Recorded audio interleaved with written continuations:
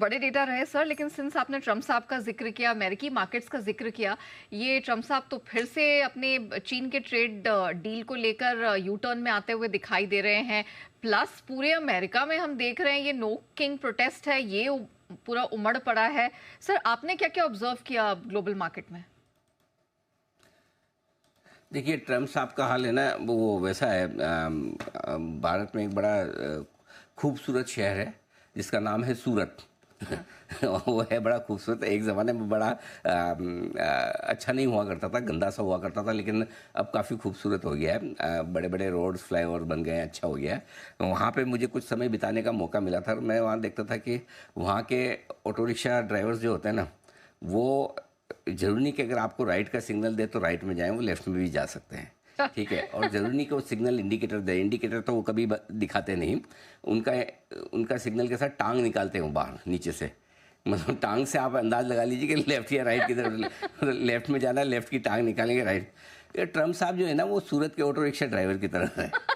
वो इंडिकेटर किधर का भी दे सकते हैं और कहीं भी घूम सकते हैं। तो उनका हाल वैसा ही है।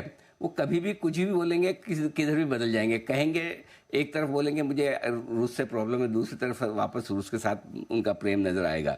तो कहना मुश्किल है कि वो क्या क्या क्या चाहते हैं, क्या करना चाहते हैं। लेकिन दो तीन इंटरेस्टिंग चीज़ है। पहले तो चीन को लेकर जो उनका रुख नरम हुआ है, वो खुद कह रहे हैं कि चीन पर ज़्यादा बड़े टैरिफ टिकाऊ नहीं है। भाई लगाए तो आप ही ने, टिकाऊ नहीं तो लगाए क्यों?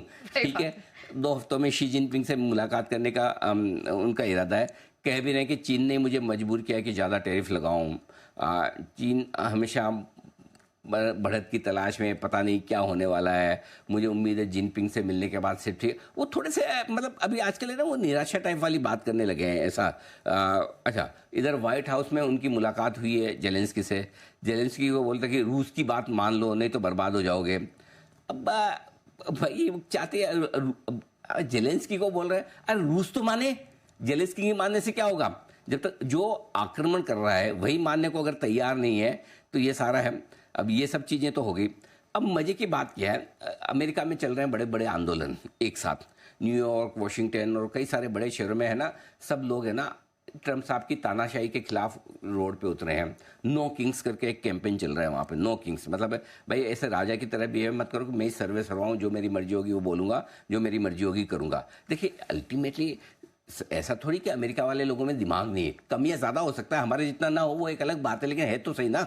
ऐसा तो नहीं कि सब लोग वैसे ही हैं। दुनिया का सबसे बड़ा देश है तो कुछ तो वहाँ के लोगों में भी वो बहुत अच्छी बात होगी। अब वो उनको धीरे धीरे समझ में आ रहा है कि ये जो ट्रम्प कर रहे हैं वो बेवकूफ़ी वाली हरकतें हैं। और इसीलिए उन्होंने ट्रम्प की जो ये ऑटोक्रेटिक स्टाइल है, जिसको तानाशाही बोलते हैं, करप्शन, माइग्रेशन पॉलिसी, ये जितनी सारी चीज़ें उनका विरोध वो कर रहे हैं। बताया जा रहा है कि 2600 से ज़्यादा रैलियाँ हुई है। अब हमें क्या फ़र्क पड़ता है? हमें क्या फर्क पड़ता है? उधर ट्रम्प के अगेंस्ट में हो रही है, अमेरिका में हो रही है, सानू की।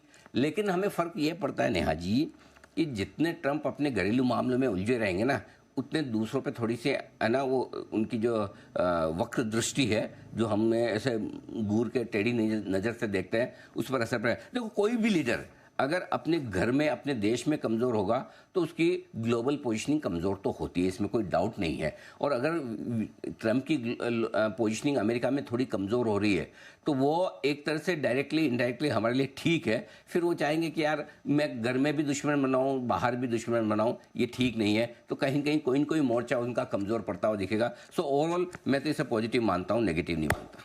ओह राइट, हम देख रहे हैं इनफैक्ट सर, जब आप जिक्र कर रहे थे तो बहुत ही स्ट्रॉन्ग प्रोटेस्ट बनते हुए दिखाई दे रहे हैं। और ये सिर्फ पूरे अमेरिका में नहीं, लंदन लंदन में भी कुछ इसी तरह के प्रोटेस्ट हुए हैं। और आई थिंक ये यहाँ पर कुछ कीचड़ भी फेंका गया ऊपर से, कुछ ऐसे भी दृश्य देखने को मिले हैं सर।